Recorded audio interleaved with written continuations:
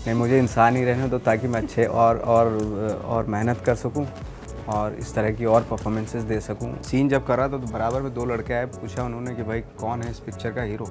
दूसरे ने बताया ये है, मतलब मैं मुझे बताया कि ये है। तो उसने बोला पिक्चर चलेगी नहीं।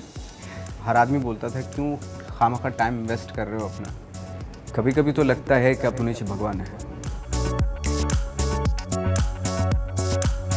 हमारे साथ हैं इंडस्ट्री के सबसे बेहतरीन एक्टर्स में से एक, जो बाप का, भाई का, दादा का सबका बदला लेकर बोर हो चुके हैं और अब उनके जीवन का एक ही मकसद है और वो है प्यार और प्यार फैलाना। जी हाँ, हम बात कर रहे हैं नवाजुद्दीन सिद्दीकी की, जो आथिया शिट्टी के साथ रोमांस करते हुए दिखाई देंगे मोतीचूर चकनाचूर में। भाई मतलब उन सभी लोगों का जो इरादे थे, जो आपको रोमांटिक हीरो के तौर पर नहीं देखते थे, उनके इरादों को चकनाचूर कर रहे हैं इस फिल्म से। बिल्कुल बिल्कुल, उनका सफाया कंप्लीटली।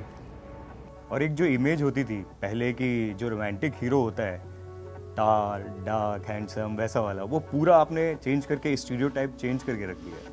मैं खैर ये तो नहीं मैं सोच के आया था कि भाई कुछ चेंज होगा ये नहीं होगा, बट मैं तो अपना काम जितना मेहनत के साथ या ऑनेस्टी के साथ कर सकता हूँ उतना वो वही दिमाग में था, वही करता रहूँगा। क्या चेंज होगा क्या नहीं होगा ये तो कोई डिसाइड नहीं करता, होता रहता है, तो विच इज़ गुड, अच्छा है। कम से कम मेरे जैसे दिखने वाले लोगों को काम तो मिलेगा, या मिल भी रहा है। जो बहुत अच्छे एक्टर होते थे, मुझसे भी ज़्यादा अच्छे एक्टर थे, एटलीस्ट उनके रास्ते तो खुलेंगे। लेकिन आपने भाई लोगों के मन में एक उम्मीद पैदा कर दी है। लोगों को अब अपना हीरो दिखने लगा है। वो हमेशा ऐसा होता था ना कि वो थोड़े अलग दिखने वाले हीरो, हैंडसम, बॉडी और ये सब, आप में वो चीज़ अपने को पाते हैं। वो कितना आपको अच्छा लगता है, सुकून कितना देता है? अभी क्या है कि हैंडसम की अपनी अपनी एक डेफिनेशन होती है जो बहुत ही पर्सनल होती है। बहुत सारे लोगों को इस तरह का इंसान बहुत खूबसूरत दिखता है, किसी को ये बहुत खूबसूरत दिखता है, वो बहुत ही पर्सनल डेफिनेशन होती है उसकी। कुछ का क्या होता है, थोपा जाता है कि ये जो होती इसको बोलते हैं खूबसूरती, है ना। सपोज़ जैसे फॉर एग्ज़ाम्पल जब हम फॉरेन में जाते हैं तो वहाँ पे खूबसूरती का जो पैरामीटर कुछ और हो जाता है, तो ये बहुत ही एक्चुअली पर्सनल होता है।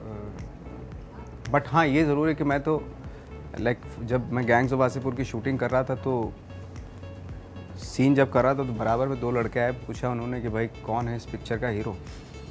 तो दूसरे ने बताया ये है, मतलब मैं मुझे बताया कि ये है। तो उसने बोला पिक्चर चलेगी नहीं। तो इस तरह के कान में काफ़ी चीज़ें सुन चुका था मैं, लेकिन उसके बावजूद भी लगे रहे। और भाई सरफरोश से लेके आज मोतीचूर चकनाचूर का जो सफ़र है, उसमें कई ऐसे लोग आए होंगे जिन्होंने जो आपके इरादे हैं, जो सोच आप लेकर आए थे, उसको तोड़ने की कोशिश की होगी। कोई वाक़या ऐसा याद आ रहा है, कुछ ऐसा कि किसी ने बोला होगा यार तुम हीरो के लायक नहीं हो, या और आज तो आप अपने दम पर फिल्में इतनी ज़बरदस्त तरीके से चला रहे हो? किसी ने क्या, हर आदमी बोलता था, क्योंकि ऐसा कुछ चलन था ही नहीं जहाँ पे हमारे जैसे ना तो हाइट है, ना कलर है, ना कुछ है, ना बॉडी है।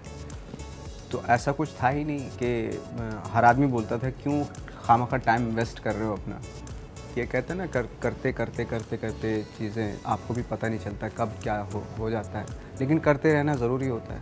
और आपका एक जो सिग्नेचर स्टाइल है, जो आपकी फ़िल्में हैं, एक सिनेमा है, उससे थोड़ा सा ब्रेक लेके आप अब रोमांटिक हीरो वाली जो इमेज है उस पे आ रहे हैं। तो इसका कहीं ये मकसद तो नहीं है कि फैमिली जो ऑडियंस है उनको कैटर करें? ऑफ कोर्स, बिल्कुल वही है, क्योंकि मेरी फिल्में ज़्यादातर जो होती हैं वो ए सर्टिफिकेट होती थी। मार एकदम देसी। हाँ, पूरा देसी। तो मैं नहीं चाहता, अब मेरी बेटी भी बड़ी हो रही है, अभी 8 साल की हो गई है, तो मैं चाहता हूँ कि भाई वो भी देखे मेरी फिल्में और पूरे परिवार के साथ फैमिली फिल्म हो। और ख़ुद एक्टर को भी लगता है कि भाई अब मुझे जो है, लाइक फॉर एग्जांपल जैसे मैंने सिगरेट गेम किया तो उसमें एग्जॉस्ट हो गया था मैं काफ़ी, उसकी शूटिंग में। उसके बाद आके जब मैंने इमीडिएटली ये फिल्म की तो मुझे बहुत ही हल्का सा महसूस हुआ। तो फाइनली मैं सोचता हूँ कि अभी कुछ सालों तक जो है इस तरह की फिल्में ही करता रहूँ, उसके बाद देखूँगा नेक्स्ट क्या होगा। और जैसे फिल्म का जो एक वन लाइन है कि शादी करने के लिए झूठ बोल रहे हैं, एनआरआई खुद को बता रहे हैं, ऐसा कभी शुरुआती दिनों में हुआ है जब आप रोमांस कर रहे थे, किसी के सामने आपको झूठ बोलना पड़ा हो? देखिए, मैं जब इस लायक उम्र हुई थी कि भाई रोमांस करने के लायक उम्र हुई थी, तब तक हम मुंबई आ चुके थे। वो एक गाँव की बात दूसरी थी, लेकिन यहाँ पे तो सबको चेहरा दिख के पता चल जाता था हर लड़की को कि स्ट्रगलर है ये। तो इतना चांस हमारा झूठ बोलने का। एनएसडी वाले दिनों में कभी ऐसा? एनएसडी में ट्राई किया, कोशिश जारी रही हमेशा, लेकिन कभी सफलता नहीं मिली। जी, और जैसे कि आपके बारे में मैं जानता हूँ, आप बताते भी थे कि एक जो फ़िल्म होती है उसके कैरेक्टर के लिए आप इतना प्रिपरेशन करते हो। कई बार तो ऐसा हुआ है कि 10-10 दिन खुद को आप बंद करके रखते थे। अब ऐसी फ़िल्में जब आ रही हैं, जैसे कि आपने बताया भी अभी थोड़ी देर पहले कि सेक्रेड गेम्स में आप इतना ज़्यादा एग्जॉस्ट हो चुके थे, इन्वॉल्व थे, कि अभी ये जो फ़िल्म आई है उसके द्वारा थोड़ा सा आप खुद को मेंटली रिलैक्स कर रहे हो। हाँ, बिल्कुल रिलैक्स किया, और मैंने इसमें ज़्यादा कुछ मेहनत भी नहीं की। स्पॉन्टेनिटी की ज़रूरत थी उसमें, तो अपने आप को खुला छोड़ रखा। जैसे बाकी चीज़ में बंद करके रखना पड़ता है, इसमें खोलना था अपने आप को, तो उसमें काफ़ी मज़ा आता चला गया। तो ये जो रोमांस में आप घुसे, तो इससे निकलने में आपको आसानी हुई या कैसा रहा? मतलब ये मज़ा आ रहा था कि ये नया तो जो अभी चीज़ तो है? मैं चाहता हूँ कि कुछ सालों तक इसी में रहूँ, कि बहुत अच्छी फीलिंग बहुत अच्छी होती है। प्यार मोहब्बत कर आप रहे हो। प्यार फैला रहे हैं, आप प्यार मोहब्बत कर रहे हैं, तो अच्छा लगता है। हर आदमी चाहता है कि दुनिया में प्यार फैले। और मुन्ना माइकल के बाद एक बार फिर इसमें डांसिंग वाला आपके जो स्किल्स हैं उसको एक्सप्लोर किया जा रहा है। मतलब बत्तियां बुझाओ में, और वो भी hot and sexy Sunny Leone के साथ आप कमाल डांस कर रहे हैं, दिवाली धमाका। डांस तो कमाल नहीं है, बट ये है कि कोशिश की है। नहीं, लेकिन आपके फैंस को तो अच्छा लग रहा है। देखो, अच्छा है। और भी ऐसा डांसिंग स्किल्स और आगे भी देखने को मिलेगा आपका? नहीं, फिलहाल तो ऐसा कुछ नहीं है। सिर्फ रोमांस देखने को इतना हो मिलेगा। गया काफ़ी। और एक के बाद इंटरनेशनल प्लेटफॉर्म्स पे भाई अवार्ड्स, मतलब नेशनल, यहाँ पर इंडिया में तो हर तरीके के अवार्ड्स आपके नाम हुए, नॉमिनेशंस हुए, और इंटरनेशनल लेवल पे आपको कमाल अवार्ड्स मिल रहे हैं, नॉमिनेट किया जा रहा है। इवन सिंगापुर में जो ये अवार्ड फिल्म फेस्टिवल है उसमें आप अवार्ड मिलेगा, और फिर उसके बाद एड्रेस भी करेंगे लोगों को।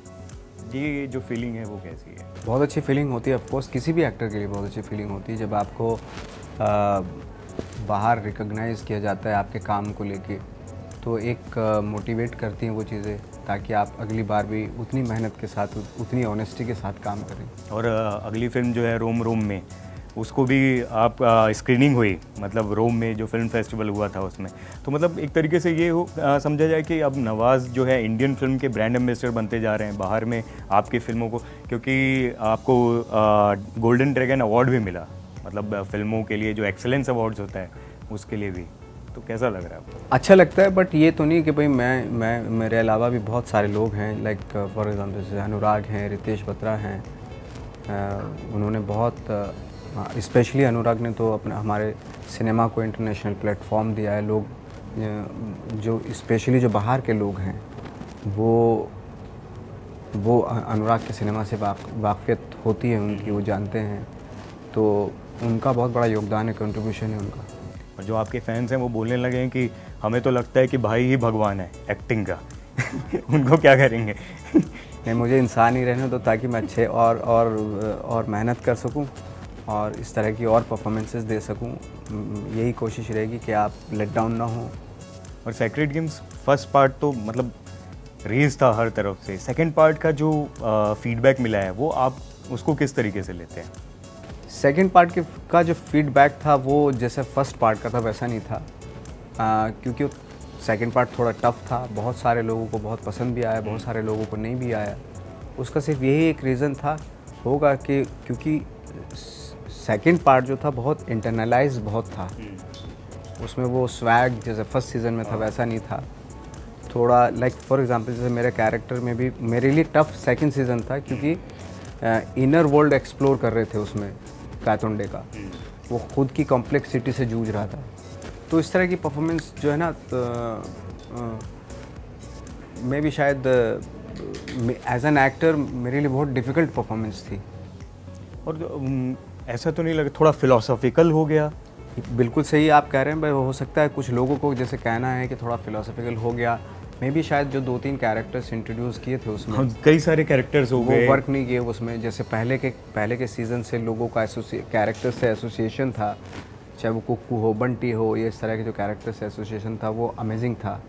बट वो सेकंड सीज़न में शायद वो maybe I don't know, maybe वो शायद बात ना बन पाई। वो जो फोकस था गायटोंडे और सरताज, उससे हटना भी कहीं आपको लगता है कि मुझे थोड़ी लगता है कमी कि लगी? सरताज, ये स्टोरी सिर्फ 2 ही लोगों की थी, सरताज और गायतोंडे की।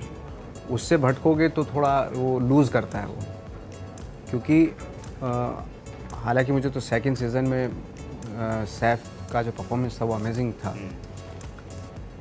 बट जो दूसरे कैरेक्टर जो उसमें इंट्रोड्यूस किए, इनके ट्रैक को छोड़ के जो दूसरा ट्रैक, वो आई थिंक मे भी शायद आप उसकी फिलॉसफी उसी की बात कर रहे हैं, वो वर्क नहीं की मे भी। बहुत सारे लोगों का कहना है ये। और सेक्रेट गेम्स की बात करें और आपके अंदाज में वो डायलॉग ना हो तो फिर मज़ा नहीं आएगा, जो लोग अभी आपसे सुनना चाहते हैं। कभी कभी तो लगता है कि आप नीचे भगवान है। क्या बात है। और भाई मैं इतने सालों से आपको जानता हूँ, हाँ। मतलब आपका जो ट्रेजेक्ट्री है, जो मतलब मुकाम आपने जिस अंदाज में हासिल किया है, इतना स्ट्रगल किया है, आपको लगता है कि कई लोग अभी आप क्योंकि एक अच्छे मुकाम पे आ गए हैं, आपको एक बेस्ट परफॉर्मर, बेस्ट एक्टर के तौर पर जाने लगा है, तो खींचने की भी कोशिश करते हैं?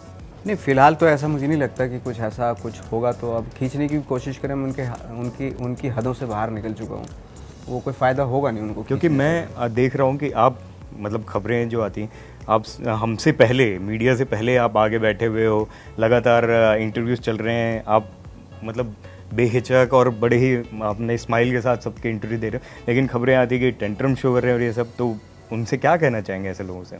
गलत फहमी होगी कुछ, किसी एक की गलत फहमी, सारे तो ऐसे नहीं होते। मैं हमेशा टाइम से पहले सेट पे भी पहुंचता हूं, टाइम से पहले पहुंचता हूं, और इंटरव्यूज़ होते हैं। हाँ, इंटरव्यू 2-4 मिनट लेट हो सकता हूं, वो इसलिए लेट हो सकता हूं क्योंकि मैं दूसरा इंटरव्यू दे रहा हूँ। नहीं, लेकिन आज तो हमने देखा कि आप मीडिया से पहले आए हुए थे। तो ऐसा कुछ नहीं है, क्योंकि मैं हमेशा पंक्चुअलिटी मेरी ऐसी होती है, इसलिए हर डायरेक्टर मेरे साथ दोबारा काम करना चाहता है। ये तो है आपके साथ, मतलब जो आपका एक रैपो बना हुआ है जिस भी डायरेक्टर के साथ, आपने इवन एक्टर्स के साथ, और शाहरुख, सलमान, आमिर, तीनों के लिए तो आप लकी मैस्कॉट हुए भी। अभी हाउसफुल 4 में स्पेशली आपके लिए एक रोल डाला गया बाबा राम से, और वो फिल्म भी कमाल हो गई। मतलब आप बड़े स्टार्स के लिए एक लकी मैस्कॉट होते जा रहे हो। वो साजिद भाई का वो है, वो साजिद भाई हमेशा कुछ ना कुछ सोचते रहते हैं, कुछ स्पेशल सोचते रहते हैं वो, तो उनका बड़प्पन है। मैं जब भी वो बुलाते मैं हाजिर हो जाता हूँ। बहुत ज़बरदस्त आपसे बात हुई नवाज़ भाई। एट लास्ट जो आपके फैंस इस समय आपको देख रहे हैं, उनसे क्या कहना चाहेंगे? ये जो नया अवतार है आपका, रोमांटिक अभी किंग बन रहे हैं आप, उसके बारे में क्या कहना चाहेंगे आप? बहुत टाइम के बाद मैं इस तरह का रोल कर रहा हूँ। रोमांटिक रोम कॉम टाइप की फ़िल्म है जिसमें रोमांटिक रोल कर रहा हूँ, और एक अच्छी बात यह है कि फैमिली फ़िल्म है, आप पूरे परिवार के साथ इस फिल्म को देखने आए। और मैंने फ़िल्म की भी थी इसलिए कि ताकि मेरी बच्ची भी देख सकते हैं आप सब। स्वागत है आपका। 15 तारीख को रिलीज़ हो रही है, 15 नवंबर को। थैंक यू सो मच भाई फॉर टॉकिंग टू अस, और उम्मीद करते हैं कि जैसे अभी तक आपको दर्शकों ने प्यार दिया है आपके शानदार रोल्स की वजह से, अभी ये जो नया अवतार आ रहा है, नई चीज़ें आप जो ट्राई कर रहे हो और चैलेंज दे रहे हो अच्छे अच्छे बड़े स्टार्स को, उसको लोग ज़बरदस्त प्यार दें। Thank you so much. Hi, I'm Nawazuddin Siddiqui. You're watching Bollywood Now. Please share, subscribe and comments.